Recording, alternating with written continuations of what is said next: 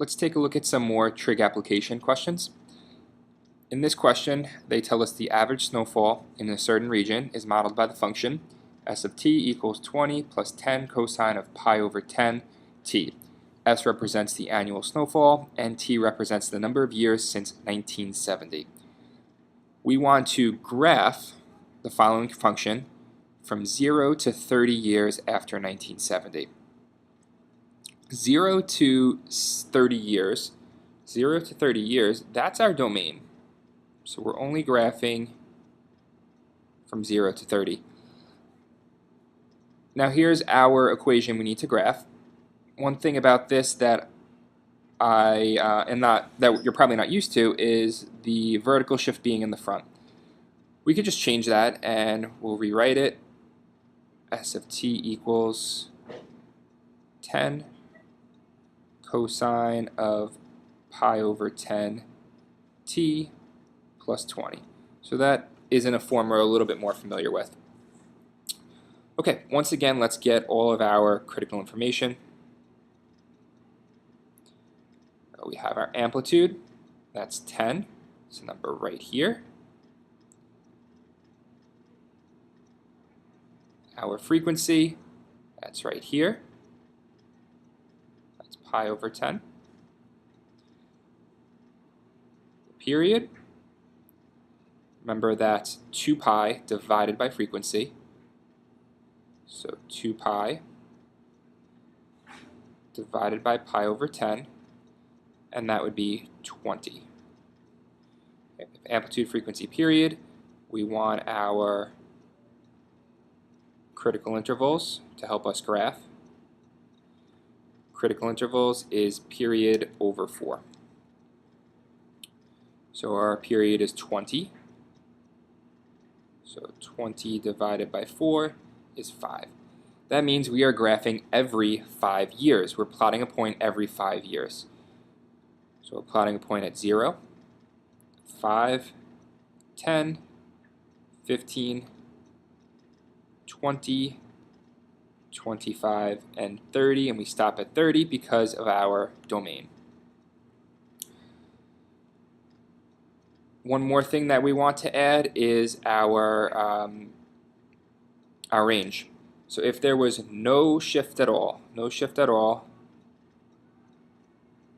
the range would be from -10 to 10. Obviously, it doesn't make sense to have -10 inches of snow, so there is a shift. And the shift was, let's just look up top, the shift was right here. It was plus 20. So we're going to go back and let's add 20 to the max and the min. So we have a new range from 10 to 30. We basically have our scale. We have our x, our domain, and we have our y, our range. So we can go on our graph now, draw in our x-axis, draw in our y-axis. Okay. Now it's up to you how many boxes you want to skip, whatever makes sense for you. I think I'm going to do, I don't know, maybe 2.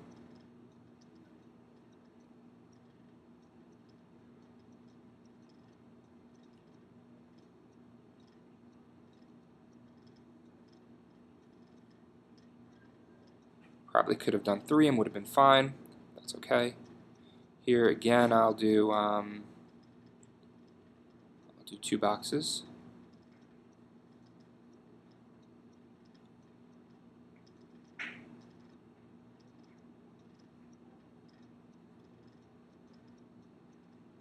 Okay. We should label. So our x-axis is time. And that's time in years. It's really since 1970.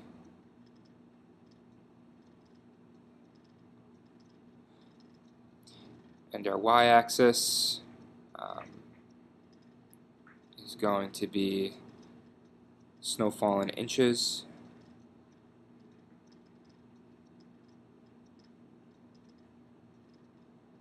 Snowfall. And I'll try to squeeze it in.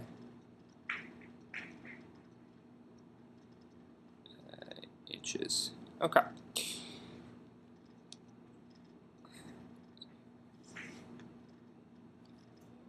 So the only places that we are going to plot points would be at our minimum, which is 10, our midline, which is 20, and our maximum, which is 30. That's it. No other places. So I like to add in the midline, the dashed line, dotted line, up to you if you want to do that. And now we can go ahead and plot. Is this a sine or a cosine curve? That's the next thing we have to look at. It is a cosine curve, but it's a positive cosine curve. So if it's a positive cosine curve, it's going to start up at the maximum. So our first point will be at 0, 30. Next point is at the midline, minimum, midline, maximum, midline, and minimum. And then we can go ahead and connect, make it nice and curved.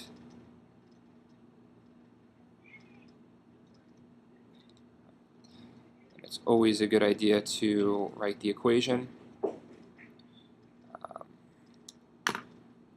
Be a little lazy here and just drag this over. Okay. And there we go. Now we can go ahead and answer the questions. So part B says, what is the minimum annual snowfall in inches for this region? So we can take a look at our graph, we can take a look at our equation. We can see that it's 10 inches.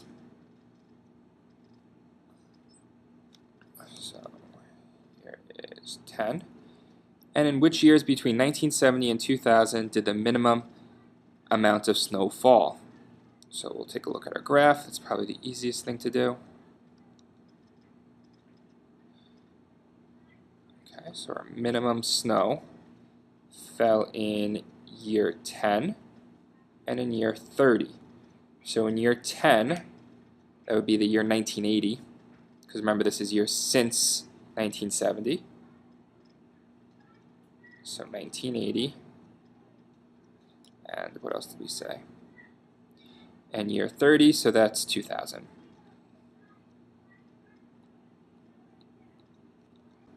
The final question we're going to look at is a little bit different. With this one, we don't get the equation. We have to come up with the equation on our own, which is a little bit harder. So it says, during 1 month, the outside temperature fluctuates between 40 and 50 degrees Fahrenheit. A cosine curve approximates the change in temperature, with a high of 50 being reached every 4 days. Write a cosine function and then graph to estimate temperature y on day D. Graph the function over the course of 12 days. Okay. This is a cosine curve. So a cosine curve would look something like this. They tell us the high is 50 and the low is 40. It fluctuates between 40 and 50. Now let's think about what the midline would be. If the high is 50 and the low is 40, midline is going to be 45. So that's y equals 45. So if we think about it, at the very end of our equation, there's going to be a plus 45 to represent the midline. We can get our amplitude too. So from here, if the midline's 45 and the high is 50, the low is 40, the amplitude has to be 5. They tell us the high is reached every 4 days, so it goes 50 and back to 50 every 4 days. So from 50 to 50 is 4 days. That's one cycle. It completes one cycle every 4 days. That's actually the period. So the period is 4 days. If we know the period, we can get the frequency. The formula for period is 2 pi over frequency, or 2 pi over b. We know what the period is. It's 4. So 2 pi over b equals 4. We can cross multiply. And we can get b is pi over 2. So our frequency is pi over 2. Okay, we have our amplitude, we have our frequency, we have our period. We can get the critical values. So the critical intervals.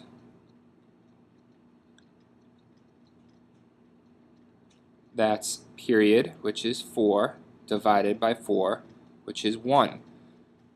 So we are graphing every 1 day, so 0, 1, 2, 3, 4, all the way up to 12, because it says graph the function over the course of 12 days. I know it doesn't ask us to, but why don't we come up with an equation? We have enough where we can write an equation. Actually, no, it doesn't say it. It does say, actually, write a cosine function. So let's see. We have y equals, the amplitude is 5. So cosine curve. We said our frequency was pi over 2.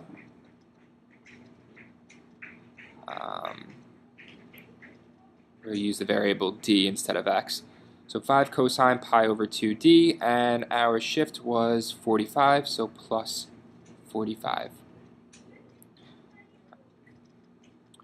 Our range is from 40 to 50. Our domain is from 0 to 12. So we're good to graph. Let's go ahead and do that. I'm just going to make this a little smaller.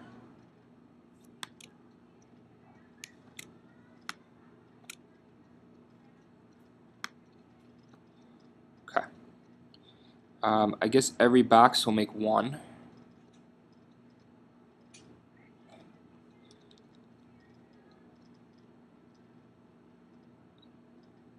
I'm just going to do 2, 4, 6, 8, 10, 12.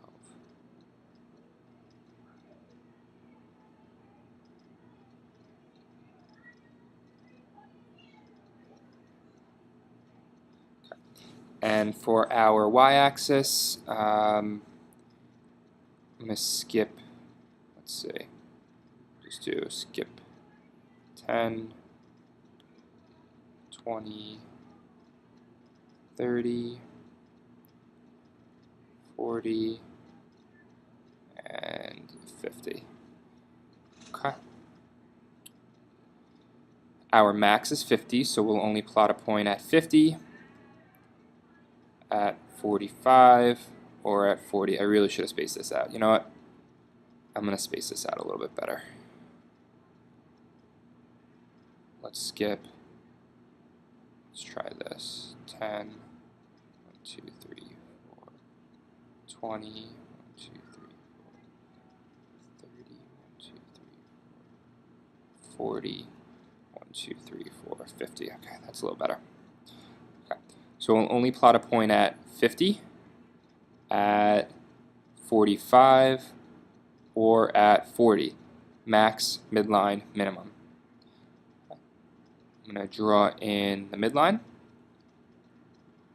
This is a positive cosine curve, so positive cosine curve is going to start at the max, then it's going to go to the midline, minimum, midline, maximum. Just keep following the pattern of cosine until we're done.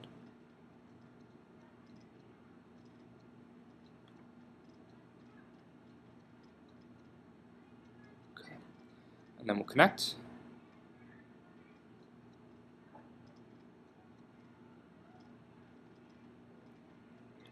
And then there's our label. We should probably do this is temperature. And down here would be days. So there we go. We have our graph. We wrote our cosine curve. And then I think there was one question on the bottom. Estimate the temperature on the 7th day. So on the 7th day, we want to figure out what the temperature would be. Now that we have our graph, we could easily do that. Just to see it a little better. Here's 7, and right there. So on the 7th day, our temperature is right at the midline. So our temperature would be 45 degrees.